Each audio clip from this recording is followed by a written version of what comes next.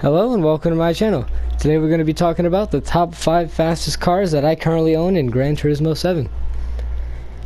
Quick disclaimer before I start the video. My top 3, they're the confirmed fastest cars in this game. Like, hands down. Okay, let's start. Okay, so my first car is going to be my BMW from 2003 with the engine swap. This thing, the best thing I can say about this thing is it has track potential. It's really good. Like, it can outmaneuver all my other engine swap cars around the track, even though it's not the fastest. Like, it's insane. Plus, I think this one has like probably the second best engine sound of the engine swap cars. You know, the first for me being like the rotary swap. I love that sound, but this one's second for sure. And I don't know, I just like the feel. You know, left-hand drive.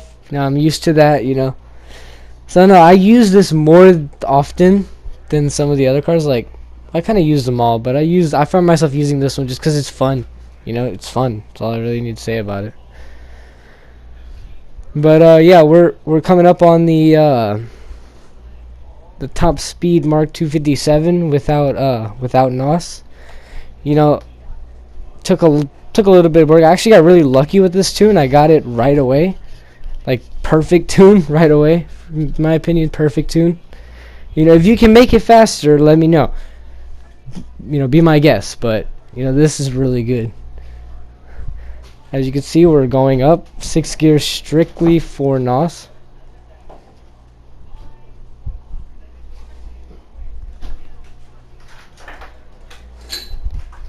Now, I'll be honest, it barely makes it to 282. It's kind of a crawl, not gonna lie. Like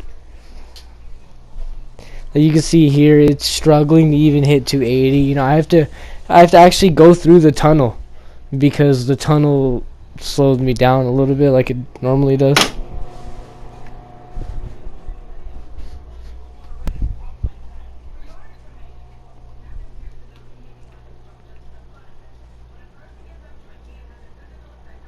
But here we go. You'll see right now. Yeah. So if you want just something that sounds good, looks good, and drives good, this is the best. Like, you be happy if you get it. So this is my Supra engine swap with a Huayra, like a Pagani Huayra engine. Okay, I absolutely love this thing because it was hard to tune. I tuned this myself, and it took me like a few days, like, cause like I had to go to work, but like it took me a few days, yeah, to get this tune right. And the main problem I had on it was like getting it right on the turns, but eventually I perfected it. And the top speed does not let me down. Like, I haven't found a Corvette that can beat me with this thing. It's insane. Like, I'm confident that there's not a Corvette that can beat me. Like, I don't know if there's any Corvettes that can go faster than, you know, what the top speed on this is. Yeah, this thing, I tend to pull this out the most, I'm not gonna lie, because it's got a nice middle ground to it. You know, it's not too slow like the BMW, to where like I'm being gapped by like Corvettes and stuff, but it's also not too fast like the Sylvia or anything. Like, it's got a nice middle ground to where like I start off slow, but then I catch up to you, and people don't really, like, people think I'm slow if they're just drag racing me, until they actually go along the whole course to realize, oh god, he's catching me, you know. So here I am coming around the bend. You know, this is the best straightaway in the game to get top speed. I'm not sure if it actually goes downhill or anything, but it gives an accurate test if I use this exact road the entire time, you know. Gives it an accurate test. Same road, you know, same weather conditions and everything. But yeah, 284. It's pretty good. Like, I don't know if any Corvettes can do that. Maybe they can. But can they do this? It just climbs. It absolutely climbs.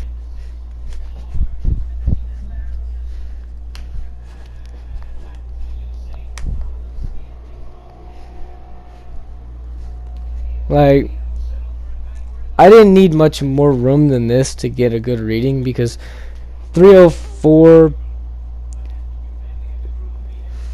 for some reason it was gaining in the tunnel. I didn't really understand that, but I went with it.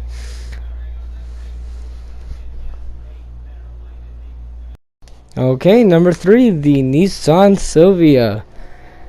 I'm sure a lot of you knew this was going to be on here, if you know a little bit about engine swaps in this game.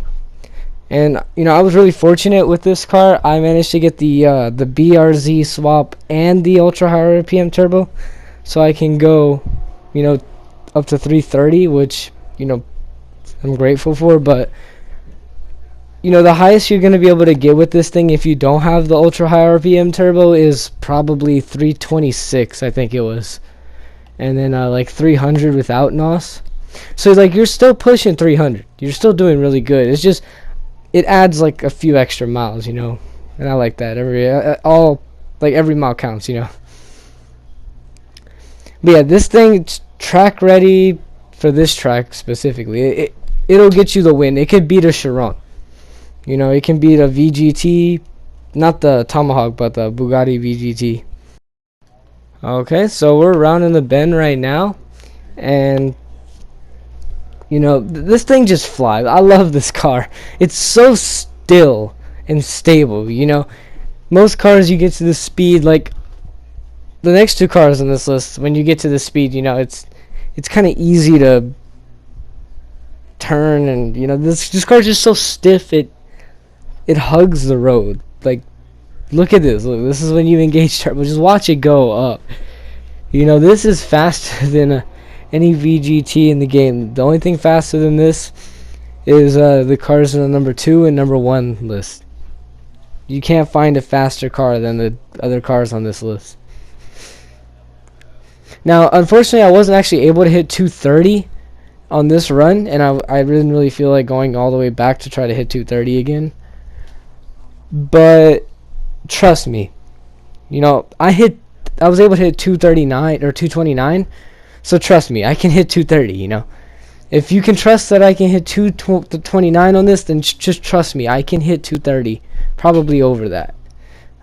It's with like slipstream, but 230 is my max I've ever hit, like by myself. So yeah.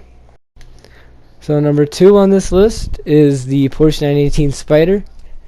It's here because of an amazing glitch that was discovered with it. I didn't discover this, but I'm here to talk about it. 100%. Now, a few things to note about this glitch. It's not a racing car. Like with this tune on it, you can't race it on this track. It can only go like 60% of the way before it's out of battery. And what I mean by that is the little green battery next to the gas meter is the only thing that's giving this thing that much power. So yeah.